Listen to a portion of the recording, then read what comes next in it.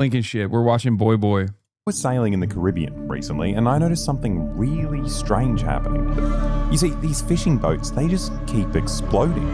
Look, you can see it here. If you look at the footage from the cameras of America's MQ-9 Reaper drones, you can see it right there. It's really weird. Like 200 fishermen have just spontaneously combusted so far. And what's even weirder is that the US Navy is here too, and they've been intercepting ships in the Caribbean that are trying to bring supplies to Cuba. So obviously I was very confused. So I decided the best way to work out what was going on is to... Okay, hold on. You yelled at me one time. It was my fault and I got sad and I didn't watch for 3 months, but I'm here. So that's crazy. When I yell at chatters, you quit for 3 months? That's wild. Yes. Oh my God. That makes me so sad. Tubbo, don't laugh at them. That's crazy. Now we're getting laughed at by Tubbo. I'm sorry. Yeah, you're being too mean sometimes.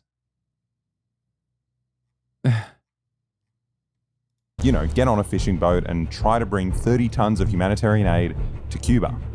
Evacuate your engine room immediately. In one shot, blew up the engine room. The ship stopped.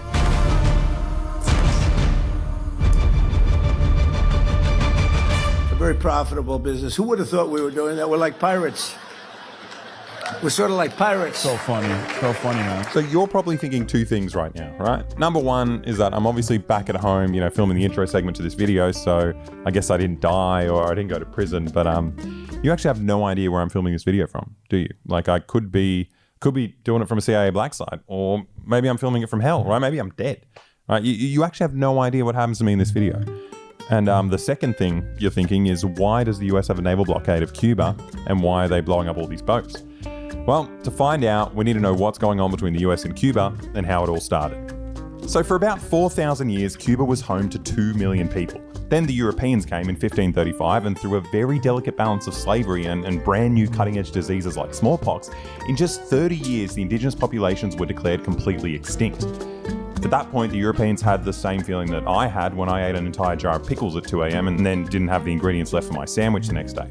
Without the indigenous slaves, the Europeans would have to do all the work. And they didn't come all the way from Europe to just like pick sugarcane forever. So they imported a brand new kind of slave from a different continent to, you know, replace all the ones that they killed. And they actually kind of look like this because they look quite different, these ones. Let's see. Asian, white, Asian.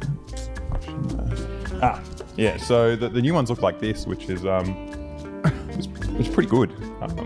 Anyway, the Europeans fixed that extinction problem and the system worked pretty well for them for another 3. Cuba's like demographic control is such an interesting story because they kept importing white people as well because they wanted to strike a delicate balance on the island to make sure that there weren't more black people than white people. But then the white people that they kept bringing to the island were woke. And the white people then, you know, built the underlying anarchist movement on the island as well. And therefore led to the Cuban Revolution. Like some of the whites that they imported to the island because they were really scared, like the white business owners were really scared that there would be, you know, not a 50-50 split.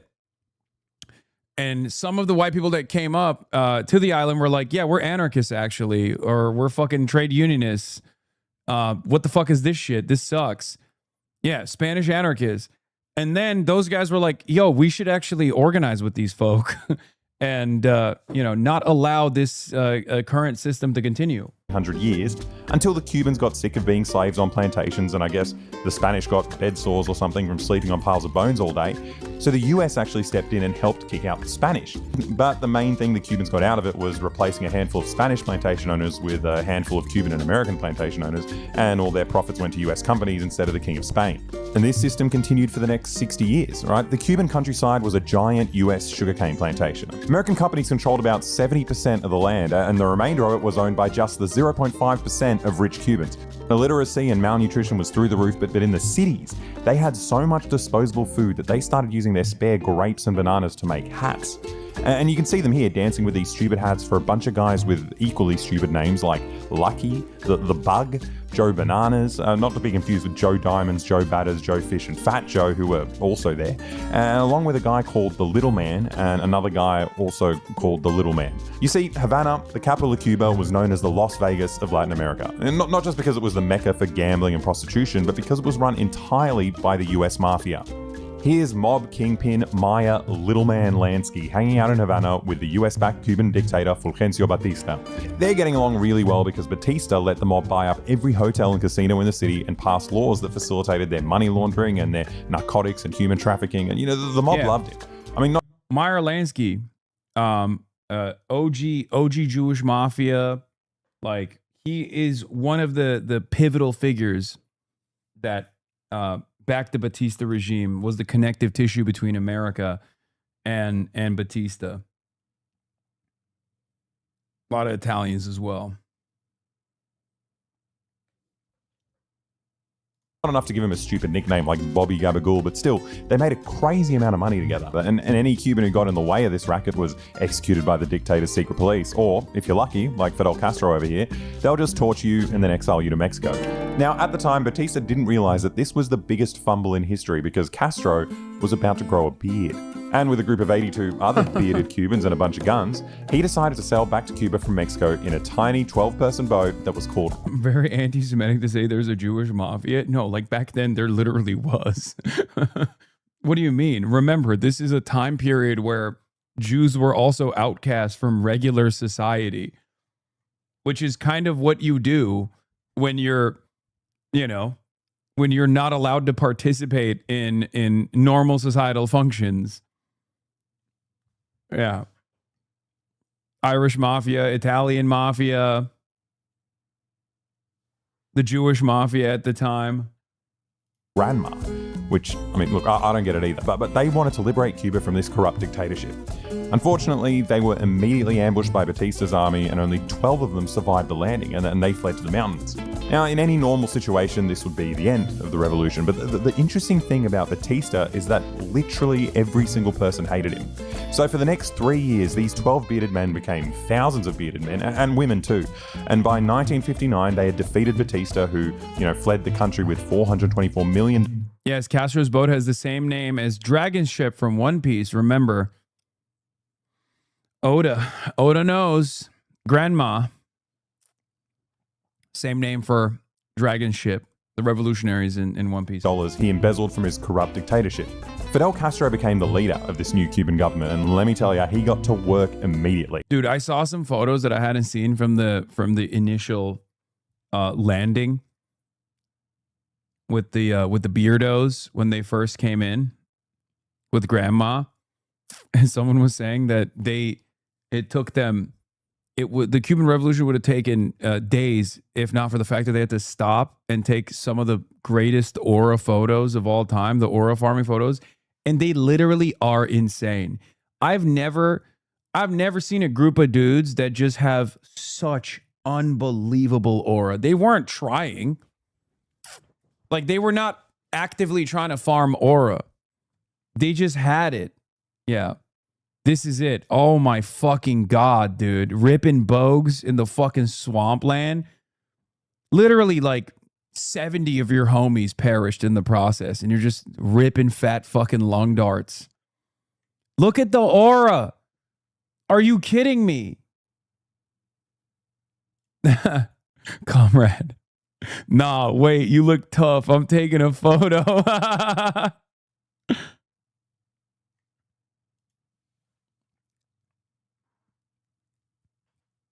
Like, come on, bro. This shit looks like Red Dead. This shit looks like a snapshot from Red Dead. It's real life. The fuck? Was Kurosawa with them or something?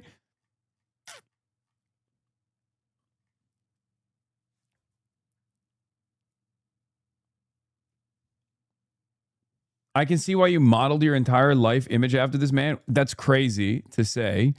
I cannot hold. I do not have the aura in my entire body that Fidel or Che holds in their fucking pinky. Okay, that's crazy. You're an insane person for saying that.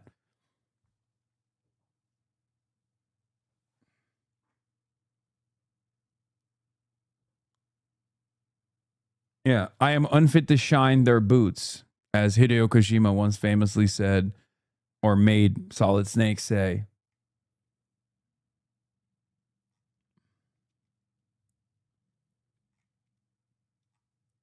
Anyway. They skyrocketed to 7th in the world in literacy rates, eliminated poverty, brought electricity. What are your thoughts on Che, one of the greatest revolutionaries of all time, bar none? Literally fucking a lion of a man, straight up. There are very few people that have existed on this planet as incredible as Fidel Castro and Che Guevara. Very few people. Straight up. Like, as close to perfect as you can be in every way, shape, and form. Obviously, no one is perfect, and there were plenty of imperfections, but what matters is recognizing and offering restitution for those wrongs and righting those wrongs. Literally, not even close. There's a reason, guys. A lot of people nowadays will say, "Oh, it's because he was hot that he was on every t-shirt." Like, I'm not kidding when I say this, okay? No, that's not the reason. The reason, I mean, that's part of the reason, but the real reason why people all around the world fell in love with these people and found them to be iconic was because they were fucking incredible, okay? They were incredible. The entire countryside and established a system of free, universal healthcare, achieving lower infant mortality than the US and more doctors per capita than any country in the world. It's crazy. Like some aspects of the revolution that like people will point to, like Fidel Castro's parents were wealthy, right? They owned farmland. They owned more farmland than the government allowed people to have as individuals. So Fidel made his parents also participate in the expropriation of farmland. Like, that's the type of shit that they were doing. Che Guevara would spend every fucking free moment that he had going and toiling the fucking fields, carrying bags of cement during the Reconstruction.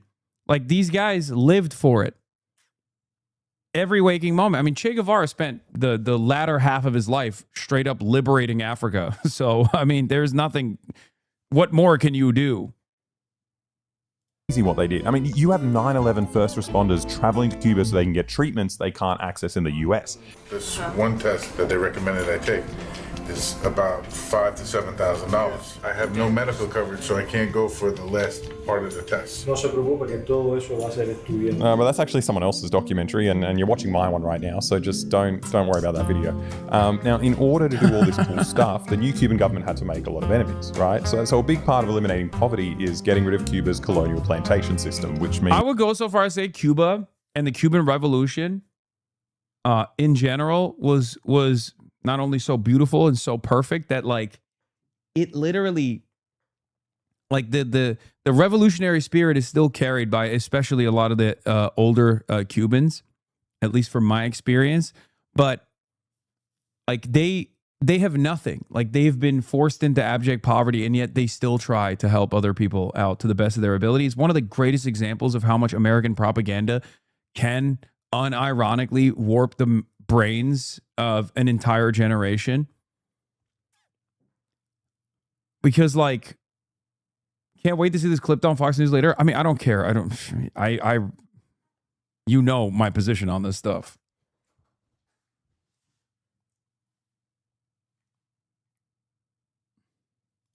Taking the land back from the 0.5% of the population that owned it and distributing it to the farmers who actually worked and lived on the land. Now, the Cuban government actually wanted to do it all by the book. You know, they didn't just take the land, they offered to buy the land off the, handful of plantation owners But like every multinational business from Apple to Amazon to Google, they paid zero tax by cooking the books. You know, they shift their profits around so they could claim they were running at a loss. And because the new government was doing it by the book, which was cooked, they offered these businesses the amount of money that the businesses themselves had reported for the past decade. Now, every country that owned Cuban businesses, from England to Spain to Switzerland, they accepted that they had a good run doing slave labor and lying about their profits, and, you know, the jig was up, and they took the money that was offered and signed the companies over to the new Cuban government.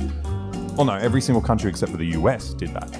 So all these Cuban plantation owners and oligarchs moved to the US, expecting that Uncle Sam would quickly... Even in Iran, people don't understand the Cuban Revolution and curse Castro. What the fuck? That's crazy. They literally designed a COVID vaccine together.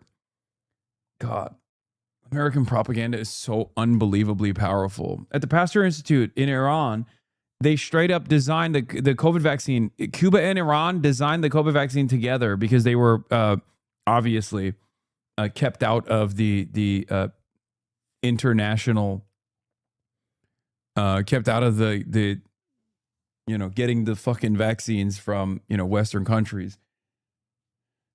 We bombed that. We bombed that research institute, by the way, in the Operation Epstein Fury. Yeah. And also, I don't think people in Iran curse Castro that much because they were pro-Iranian revolution as well. Invade and topple the Cuban government, and, you know, they'd get their slaves back. So the CIA, the mafia, and Cuban exiles really gave it a good crack. You know, they invaded Cuba 2 years later and lost, and then they did chemical warfare. Then they tried 573 different Looney Tunes style assassination attempts on Castro. They literally tried to make him smoke an exploding cigar at one point, but, you know, they never managed to kill the Cuban president. But look, I'm not saying that the dream team of Miami Cubans, the mafia, and the CIA are a group of bumbling idiots who can't get anything done, right? They did manage to kill the American president on their first try, which is very impressive, right? But that's a whole other story. The point is, the Cuban plantation owners never gave up. They just kept going. They did heaps of cool action movie style terrorist attacks against Cuba over the decades. You know, they'd bomb passenger planes, they'd shoot bazookas at public theaters. Like, they killed a bunch of people, you know, they were busy guys. But unfortunately, after 70 years of living in Miami, like anyone who lives there, their brains had completely melted, and they just don't have the same mojo anymore. Like, all they can do these days is, you know, get on their knees and beg Trump to bomb them next after he's done with Iran, and when they're not doing that, they make the worst AI-generated reggaeton videos in the world. Hallucinating about a utopian US-controlled Cuba where they finally get their slaves back, and, you know, Havana has a McDonald's and a Walmart and a CBS, but somehow in their vision, the CBS isn't surrounded by fentanyl addicts like you usually get at a CBS in the USA. But whatever, you know, it's really inspiring stuff, but unfortunately, as good as their AI videos are, the Cuban government is still in charge. But there is one thing that the US did that has drastically affected Cuba, right? And it's spelled out in this declassified government memorandum from 1960, which was only a few months after the Cuban Revolution. You see, the US knew that Castro was incredibly popular, so the only way they could actually get rid of him is to completely block the country off from the outside world, bringing about hunger, desperation, and eventually the overthrow of the government. So they introduced an embargo, which the US government called the most comprehensive set of economic sanctions that any country has ever had. And remember, the design of this embargo is supposed to be invisible. Donald Trump obviously gave the game away. Not that people give a shit anymore, but at the time, they wanted to have plausible deniability. Oh, it's communism's fault. It's communism that's keeping this island poor. And of course, they failed to do so for the longest time because the USSR was like, we got you. That's why, regardless of my criticisms of Khrushchev, and feel as though the period of de-Stalinization might have actually unironically set the stage for the dissolution of the USSR. I will say Khrushchev was a bit of a lion for giving Cuba USSR nukes. Now, up until this point, the US controlled Cuba for 50 years, so they were obviously Cuba's biggest trading partner. But the issue isn't that suddenly US companies were banned from trading with Cuba. It's actually much, much bigger than that. See, any country or company anywhere in the world that does business with Cuba will also be sanctioned and blacklisted by the US. So let's say the CEO of a foreign company is completely insane and says, like, fuck it. Like, I really don't mind getting blacklisted and locked out of the global market. I just really, really want to sell this cancer medicine to Cuba for some reason. And even in that like super rare scenario, the US can still stop them. Since the US essentially runs the, global financial system and owns the global reserve currency, the bank that facilitates this transaction will be fined $619 million for doing it, which happened to ING in 2012. And if you can't tell by all the spelling mistakes in the company's name, it's a Dutch bank. It's got nothing to do with the US, but they can still somehow be fined for dealing with Cuba. It's actually insane, right? They've made it nearly impossible for any country to buy or sell anything to Cuba, and nothing's off limits, right? Like in 2016, when the UN set up an international children's painting competition, and a 13-year-old Cuban boy with haemophilia won. And they had the award ceremony in Algiers, as you do, and the kid was meant to receive a Nikon camera as the grand prize. But after pressure from the US, Nikon, a Japanese company, refused to hand over the digital camera, all because the kid who won was Cuban, and they didn't want to compromise their business with the US. It's actually nuts. This is part of the reason why I say, like, we are the prototype for Israel. Because that's like Israel behavior, right? Many of you have grown up to learn that this kind of comical evil behavior is one that only Israel does. No, we've been doing it too. And in many respects, we've been allowing Israel to do this kind of shit to other countries. Okay? Obviously, he's using like an edge case that's like, kind of funny and devastating, dark, but funny. To really show you the lengths that America went to and still goes to make sure that Cubans suffer all the fucking time. But, as I've also described in great detail with the interviews that I conducted with doctors and nurses and regular Cuban citizens, like, this extends to every aspect of Cuban existence.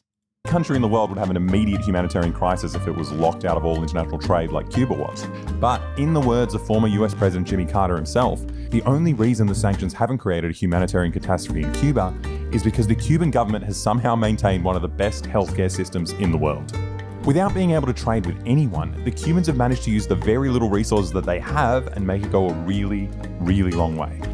The healthcare system isn't just surviving under 70 years of the biggest economic blockade on Earth, but they're still doing international aid. Like a tiny country that can't trade with anyone sends more doctors to the third world than the world's 8 richest countries combined. They cured blindness for 4 million people around the world for free, and even in the more extreme cases like Haiti, Cuban doctors make up 75% of all healthcare in the country. I mean, without Cuban doctors... In Jamaica, Cuban doctors make up 70% of all of the rural healthcare, which now get zero healthcare because Marco Rubio forced the Jamaican country to purge the Cuban doctors. There would basically be no doctors left in Haiti. It's crazy. Somehow the Cubans managed to do all this impossible stuff for almost 70 years, but that brings us to the year of the firehorse, 2026. Now, one of the only countries that's ever been brave enough to, sell oil to Cuba has been Venezuela, because, they're already sanctioned to shit, so, what more could the US government do, right? Well, it turns out the US government can actually do a lot more, right? Especially now that the government's been supercharged with the insatiable aura of the pedophile. In January, in the middle of the night, the US military flew in, bombed the country, killed a bunch of people, and there are a shit ton of Cuban doctors in Italy. Yeah, Italy was one of the countries that told America to fuck off. Run by a fascist, by the way. Even Maloney was like, suck my dick. When Marco Rubio was like, you have to pull the Cuban doctors, no more Cuban healthcare. And Italy was like, no.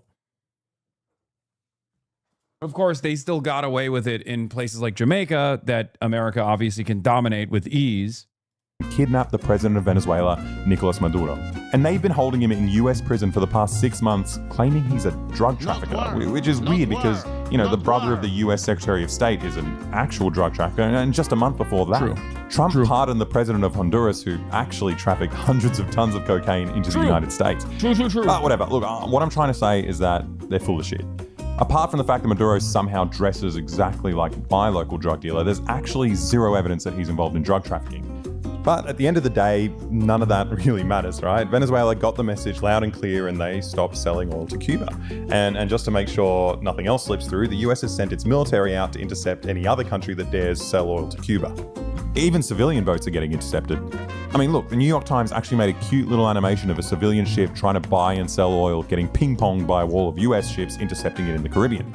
But this guy's one of the lucky boats. I mean, since December, the US has killed over 200 people by drone striking random ships in the Caribbean, turning the sea into a no-go zone for pretty much anyone. Now, the US claims they're killing drug traffickers, which is kind of funny because in the United States, the punishment for dealing drugs is not execution. And so it's illegal anyway, but it's also super convenient because they've simultaneously blown up all the evidence of the supposed drug trafficking. And it's extra weird considering that the families of the victims are suing the US, showing that their dead husbands, brothers, and sons are just fishermen. And look, I don't know who to believe, right? Obviously, both these claims are equally credible, but that's beside the point, right? What I'm trying to say is the Caribbean Sea is now a no man's land, right? And Cuba hasn't had any fuel for 8 months. They're going through constant blackouts, the garbage trucks, the hospitals, everything's down. It's absolutely horrifying. So as a YouTuber who cares about this stuff, my first thought was, how can I make this about me? So I teamed up with Progressive International, and together we're going to get some boats and fill them with food and medicine and see if we can get through this military blockade. Alex and I have done so much dangerous stuff in the past, and I was so excited for the next adventure, but Alex was actually too scared to do this one, right? Which, I don't really care, right? My best friend doesn't want to hang out with me. It's not like a big deal. I got heaps of other friends, actually. I got one other friend, Dan. Let me tell you, me and Dan, we go way back. We're talk about friends. He's probably my best friend ever, actually, now that I think about it. It's always just been me and Dan against the world, and no one else matters as far as I'm concerned. We go way back. You know those guys that go to South America? You know the guys I'm talking about? They got disgusting hair, 100 armbands. They can't stop telling you about how their ayahuasca trip freed them from all their worldly vices, but they're also inexplicably addicted to Cuban cigars now. It's true, though. He did. That's true. Alex did actually. By the way, on the boat with Alexa, there's an Italian Union guy. Nice. Yeah, he was a little too worried. How is this guy more badass than you? No Hassan mention. Well, considering that okay, to be fair, I facilitated, but also we didn't even get to see one another because I flew out before he could get to Cuba because their travel got pushed back a little bit. I was actually very excited to see him in Cuba, but then unfortunately their travel got pushed back. Yeah. Well, that was me and Dan 14 years ago. We went to Cuba together back then and did everything you'd expect us to do. And look, obviously that was a long time ago and we've both changed a lot since then, right? We both got haircuts. So Dan and I were all packed and ready to fly to Mexico and to try and sail this boat through the US blockade. Oh, also the other reason why they couldn't come on with us was because they couldn't come to America. Yeah.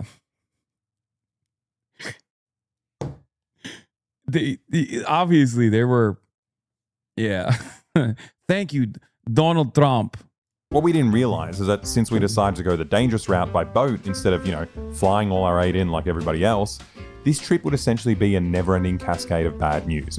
And we received our first dose of it as soon as we arrived at the airport. We got a message from the organizers. Apparently there's some fucking cyclone. Yeah, so essentially we're going to be delayed by 3-4 days, and we don't even know. I'm scared of the US invading Cuba. Yeah. The longer we wait, the more likely we're going to be there for when that happens. Everyone else just flying in, hey? Yeah. Every smart person. Yeah. Every important person. Also, I'm scared of getting bombed by the US.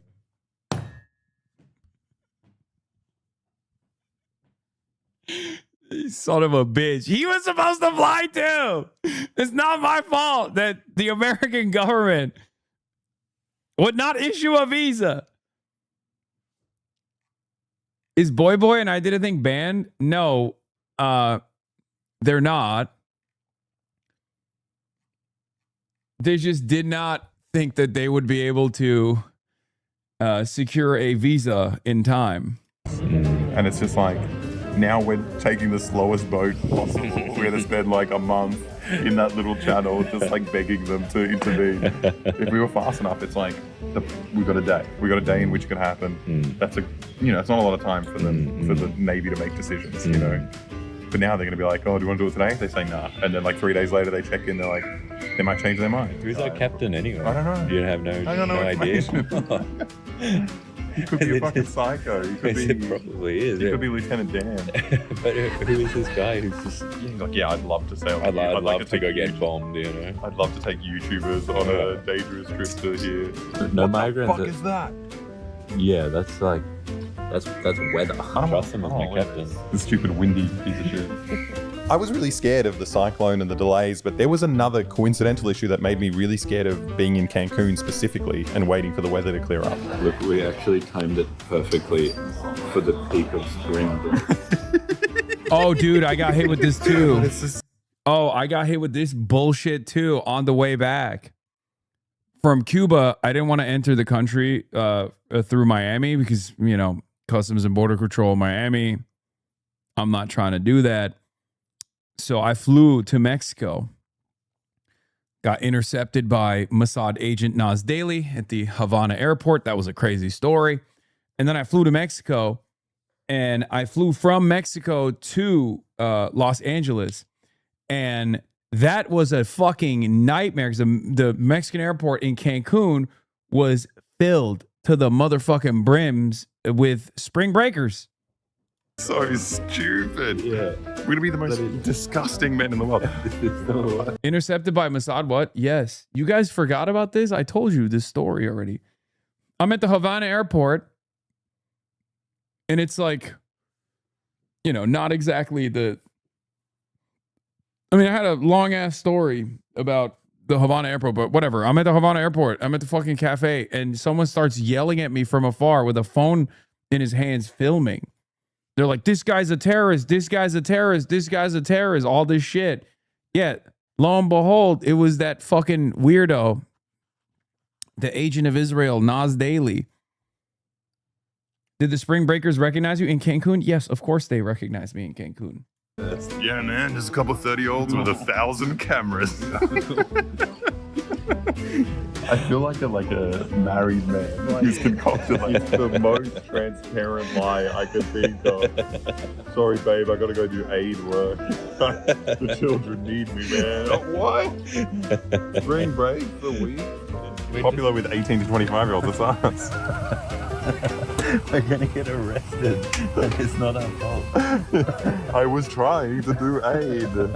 Well, we're on the plane now, so there's no turning back from our destiny of, being creeps in their mid-30s going to spring break. But whatever, that's a minor annoyance. We also had to fly a really stupid way to get there. Since the US has this tendency of, arresting and deporting people who they don't like, even if they're just doing a layover and, not actually entering the US, we had to fly all the way up to Canada and then fly back down to Mexico.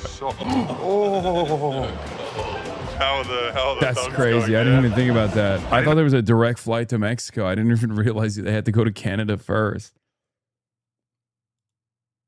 Yeah. Breaking: Democratic Socialists of America surpassed 120,000 members, making it the largest socialist organization in American history. The former title belonged to Eugene Debs' Socialist Party in 1912. It is now a better time to be socialist in America than ever before. You're nothing more than a domestic terrorist group. Your house on socialism. Your politician's house on socialism. America needs to deport every single one of you. 120,000 nutcase out of 330 million people is a drop in the bucket. I have no doubt most of your members are foreigners. The bottom line for Democrats is they failed America, or they wouldn't be relying on the Socialist Party to save it. Democrats have no leader. Just Trump derangement syndrome. The reasons you're as an organization, not a party like Eugene Debs, is that you lack the balls to stop voting blue no matter who. Demon rats and republitards are two faces of the same imperialist coin. How many of those members are actual Native Americans? Your family pet on capitalism. Your family pet on socialism.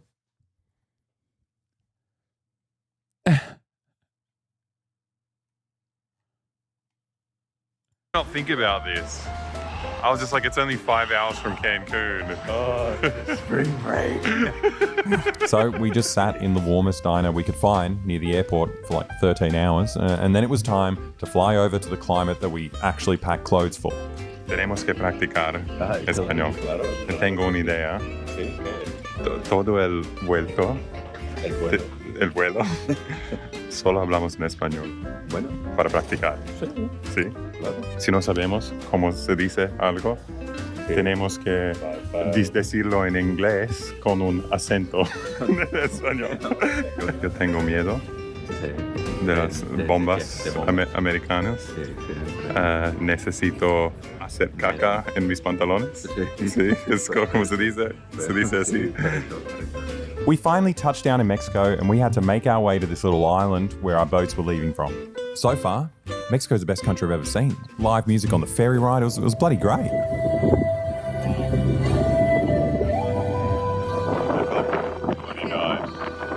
This is the kind of thing that happens. Also, think about it this way. Like, could you imagine me having to do this? This would be fucking ridiculous. Okay. So shout out to Progressive International for actually, because I was initially, this was the plan. We were all going to fly down to Mexico and we were all going to take boats to Cuba. Okay. That would have been insane. It would have been impossible. No shot you will have internet. No, we that wasn't a problem. We had already figured that shit out. But it's not, I mean, it was, you don't even want to go on a luxury cruise ship? No, it's not because I'm afraid of the water. I don't give a shit about that. It's like the Lord of the Rings, the final scene when they go to the Elvish heaven.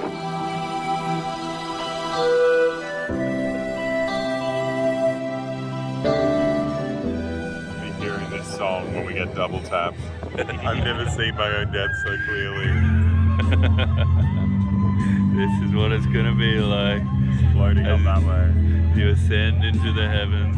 So there we were. We're on the island and it was time to see the boats and meet our fellow sailors. We haven't slept in like 2 days. And there's something about being so severely jet lagged that like it doesn't feel real. Yeah. You know, and if we're doing something normal, it would feel surreal. We're also doing something insane. So we found the place and it turns out our boats were just on the other side of this mangrove. Now I went in there without filming because, you know, I didn't want to ruin my first impression by being, you know, an annoying YouTuber and sticking a camera in people's faces. But it turns out their first impression of me was actually much worse than any of that, right? Like what happened next is probably the most embarrassing thing I've ever put on the internet. And in my defense, I was very sleep deprived, like super sleep deprived, but I don't even know why I'm making excuses, right? You're going to see it anyway. But I essentially ran away from them, right? I shat my pants and I just ran away. Like I was only there for like 2 minutes and I met them and I said, hi, my name is Alexa. And these are like serious activists that were on the previous flotilla to Gaza. And they started telling me all this scary stuff, like about the likelihood of us getting bombed and how dangerous the conditions are in the sea right now. And I suddenly felt like this burning sensation in my stomach and I said I need to go poo, but then I disappeared for like 24 hours. And to be fair, I was actually pooing for a while. Like it was one of those like serious like shirt off poos, but that only accounted for like 15 minutes of my disappearance. The next 24 hours were mainly just me panicking and planning to go home. You okay? My stomach's fucked. It's so fucking bad. Whoa, what's going on there? I feel like an idiot. Did I come all this way, like, secretly knowing that I didn't want to do this thing? I feel like the dumbest guy in the world. Like, what did I think it was going to look like? What could it possibly have looked like that wasn't this confronting? And now I'm fucking embarrassed, because, like, why did I disappear? I was there for 2 seconds. Like, what are your options? I mean, I don't think you can really go home. One of my favorite times with the streamers when they live with you, please have them back. Dude, I can't. I talked about this yesterday. Usually on the 4th of July, before Trump, okay, they would come over and stay with me for like 2 months. It was the best. It was the best time, dude. It's the fucking best. I miss them so much. I'm going to go to Australia. I'm going to go in and see them. That's the thing. I can go home and just, like, learn that I'm not that guy. Like, No, I don't think you're gonna feel good doing that. I feel bad, but it's like, I could have died. Anything's better than that. Yeah, you really feel... Yeah, I'm like really scared. Yeah. Hours passed during this freak out. The organizers didn't know where I'd gone. Like, little did they know that I was just a kilometer away and it was just me staring into the void and apparently stimming, which is a brand new feature I didn't realize I had for the past 30 years. But this one I worked out what the problem was. It's not the fact that I'm like a pampered YouTuber who pretends he cares about the world but, can't handle any risk to his comfortable middle-class life. You see, the problem was Dan. See, Dan is one of those very kind people, right? Like a really good friend that's gonna when they see their friend panicking, they try to comfort them, right? Like hear them out and give them space. But that's when I realized what I actually needed was like an asshole like Alex, right? Whenever I freak out while we're sneaking into a CIA base or laundering money, he's always been there to concoct the most sociopathically efficient way to bully me into doing something I'm terrified of. Hey, Alec. Hey, man. I am fucking shitting myself. I'm so scared. We went to go meet everybody, Alex, and Alexa just decided he needed to take a crap and ran off after. I literally ran away. No, I don't really want to do this anymore, guys. Yeah. Oh, actually, I just remembered I need to poo, and then they never see me again. It's exactly what you asked. No, it is exactly what I asked for, and now I'm thinking like, did I just secretly know the entire time that I didn't want to do this? Well, I was surprised. Like, why am I freaking out more than Alexa is? I was like, is this man fucking somebody loving open ocean? Why am I so fucking stupid? Well, Alexa, I think you know nothing about sailing, so don't try to understand it. Right? Yeah. Just let them. You're not going to magically solve all their sailing problems in like 5 minutes. Be like, wait, what if we tried this? It's just going to confuse you, and you're going to feel worse about it. Well, I feel really bad now, so I think that's what's happened. The woman who's like one of the organizers did the Gaza flotilla, and she's like, yeah, when we did that, it was like a 70% chance that we would die, and we all knew that. And this one, is more chill, and I'm just like, like how much more chill? I'm like with people who seem like their risk tolerance is so high. It's true. Like Dan. Well, Dan's like, yeah, they seem really nice and cool. Well, I think you need to remember, Alexa, that you are a YouTube content creator. Yeah. What would Mr. Beast do? Pay someone else to do it. Pay someone $1 million to do it with their hands tied behind their back. Yeah, fuck, I forgot I said that was meant to be helpful. I forgot he would do that. Yeah. So, Alexa, I really gotta poo as well. But that was my problem. I know, but that's what I gotta do now as well. Okay. Alright, well, good luck. Let me know what you decide to do. Okay, bye-bye. So the call obviously didn't help, and I immediately went back to being a fidgety little coward. I spent 2 minutes around legitimately selfless people who understand that their lives aren't more important than the lives of Palestinians and Cubans. Someone fill me in on why they can't come here.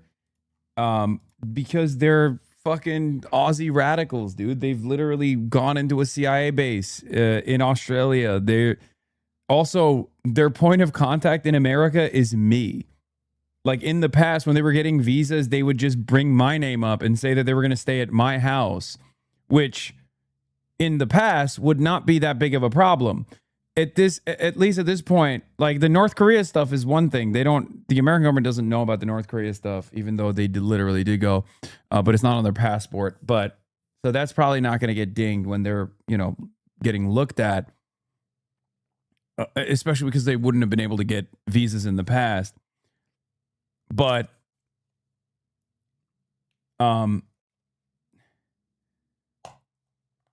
yeah, imagine being like, yeah, we are Australian commies who are going to come and stay at Hassan Piker's house. That would be really funny. The visa guy would be like, okay, you should come to America just so we can put you in prison.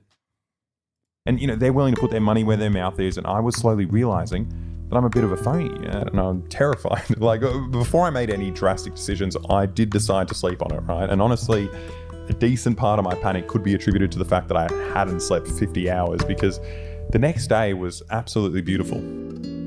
I mean, look, the boats weren't in the best condition. The wood was rotten, the metal beams were snapped. We were essentially stranded, waiting for the weather to get better. And the third boat that we were meant to be on hadn't even arrived in the port yet. I mean, we weren't even sure if it existed, but everyone was just trying their best to deal with all these problems. And I discovered that it's surprisingly easy to distract yourself from your imminent death when you're busy trying to fix up a boat. For the next few days, we'd spend the daytime fixing up the boats and spend the nights having, little hoedowns. Honestly felt like I was living through the kind of thing that a middle-aged woman would fantasize about when... Maybe you can meet them in the UK. That's really funny, chatter. That's really funny. Oh, haha. Haha. Israel banned you from going to another country. Haha. You know, her husband forgets her Fuck anniversary. You know, just a ship full of sexy young adventurers in South America, just surrounded by like, you know, socially conscious, ripped guys who they stare deep into your eyes and promise to take you far away to feed starving people and make love. Oh, I saw Francesca Hong. But still, for those few days, I was actually having a great time, right? Apart from when we sang all those sea shanties that, for some reason, they traditionally always focus on sailors dying horrible deaths on the ocean.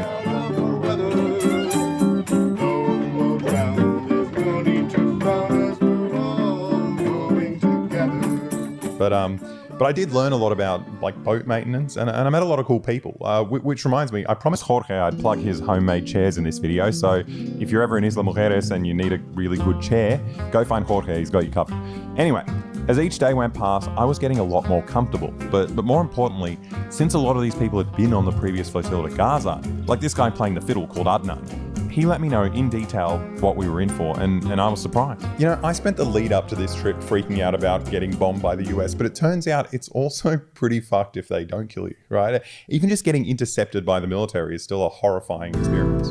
Normally they intercept the boats with like their elite marine units, but there were so many boats, they didn't have enough of those elite forces, so they just called up like reservists, and you could see that they were like totally, like they didn't know how to drive the boat, like they couldn't figure out, like they were throwing up, they were seasick, like I mean, it's, you know, once you first see that green laser dot on your chest and you know that it's an 18-year-old who's been raised from birth to think that you're some kind of threat and subhuman, honestly, there's a pretty decent chance they'll pull the trigger. Now, the interesting thing about Adnan is that, unlike everyone else who was sailing into the arms of the IDF, Adnan was simultaneously on a family vacation because he was on the boat with his younger brother as well. They demanded the passport when they intercepted him, and he said, I want to speak to a lawyer. Oh, yeah. And they punched him in the face. And when they loaded him on the prison bus, like, there's cells on the bus, so like you're already locked up.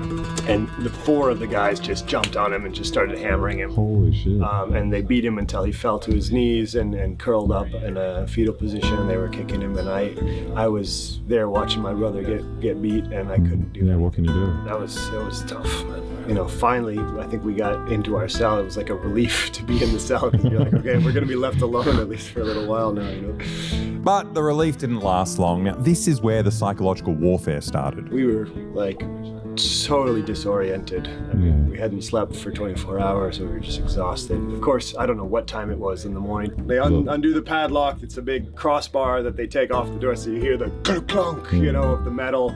We were made to kneel down, put our hands on our heads, and we didn't understand what was going on at all. So they've got dogs as well that they come in and they're like ready to release on you. They've got their green sniper dots on your chest. Yeah, sometimes they would just come in and count you. Yeah. And it's like, you think somebody slipped away? Yeah, you know? They ate each other. Like, I don't know. No, I wanted to move to the next cell. I just tunneled through the wall. Yeah, you know? I don't know what the hell. So they do this weird intimidation routine multiple times a night. Like, you never know when it's coming, right? And it always ends with them counting you. But one time, he forgot how many people were in the cell afterwards. So they came in like all like shock and awe. Lights on, guns out, dogs in, everything, count us, blah, blah, blah. And then he forgot. So after we were all like getting back in bed, he came back and like meekly poked his head like through the bars of the cage, and it's like, 1, 2, 3, 4, 5, 6, 7. That's ridiculous. And it was so funny to me, like why don't you just do that in the first place? Yeah. Obviously. It's because you want to terrorize. Intimidation, yeah. I mean, look, it's a horrifying experience, but these activists are just constantly willing to put their lives on the line, like again and again for a good cause. And it makes sense why they do it, right? When you're fighting against the most powerful countries in the world and you're just a regular civilian, the flotillas are actually a really clever tactic.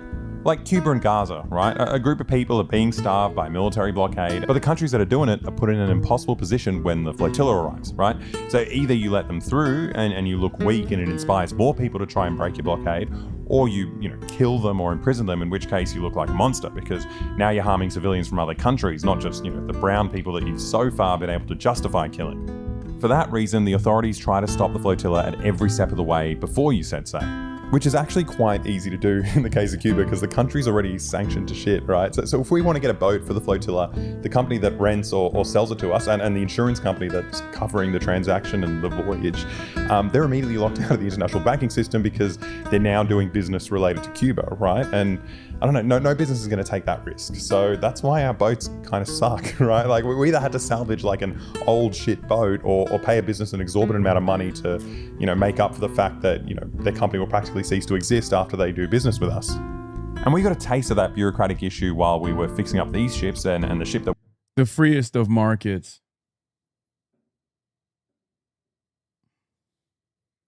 Yeah.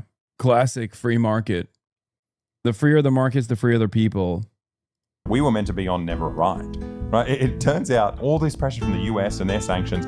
Hey, Son, sorry if this is a bad time, but I'm in the market for streamer memorabilia for my personal archive. Let me know if you are selling your chair anytime soon. I pay competitively. DM me.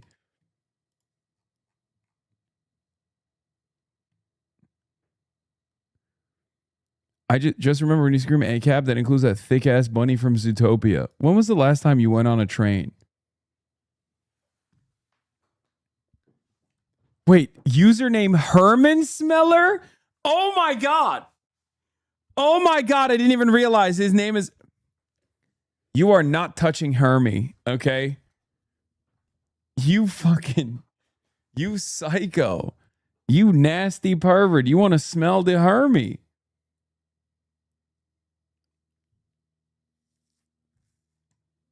You want to smell my Hermie? That's crazy. What's even crazier is I forgot that I promised I would hang out with my mom. So I have to end it actually on a straight up half day moment here because she just texted me and said, "What time are you coming to pick me up?" But I will finish this video for sure. 2026 Hassan moment. Oh my God, bro. The last 2 days I've done like 9 hours. The fuck do you want? You wanted biceps, you got biceps. You wanted fucking you wanted 8 hour streams, you got 8 hour streams. It's a Sunday.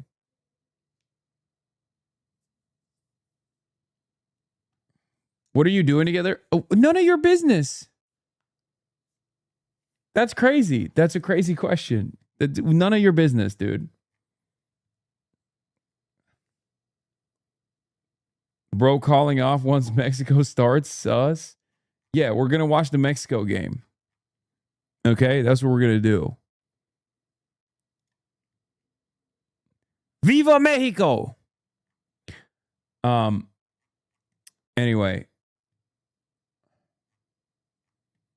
Game delayed for an hour. Oh shit, I got an extra hour then. No, I'm kidding. No, we're not. It's not the Mexico game. Game is delayed. Anyway. Love you guys, and I will see you tomorrow. We got a lot more news, and also Nick Pollum on the broadcast tomorrow as well, at some point in the day. Peace, and I'll see you tomorrow.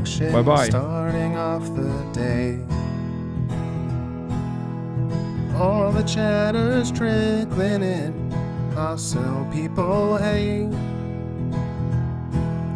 Sunny Los Angeles, California, says Hassan. Stun luck to the stun luck to the topic's just begun. 'Cause there is again, Hassan is streaming. Hassan is streaming. There is again. Hassan is streaming. Hassan is streaming. Reviewing a Chinese train, telling Kaya place. Sun and Asmin chatter loves, giving Greetings grace. Zoran winning NYC, woke two back with the force. The Rogan of the left, to me a dumb himbo still of course. The The Charlie Kirk assassination, the Fear and Online show. 8 full fucking years of this, and plenty more to go. Doing fun stuff tomorrow, throw PBS up on the screen. A man-made horror reaction brought to you by this life's dream. 'Cause there he is again, Hassan is streaming. Hassan is streaming. There he is again. Hassan is streaming. Hassan is streaming. Kicked out of the DNC, IRL with March the Goat. Combating the propaganda that shoved down people's throats. CBS Israeli news, a coup, a regime falls. A full-blown fascist takeover, and still the duty calls. Total radicalization coming out to sea. The system will always fail, it's up to you and me. On these daily streets, whether short or whether long, have helped millions of people keep it moving right along. 'Cause there he is again, Hassan is streaming. Hassan is streaming. There he is again, Hassan is streaming. Hassan is streaming.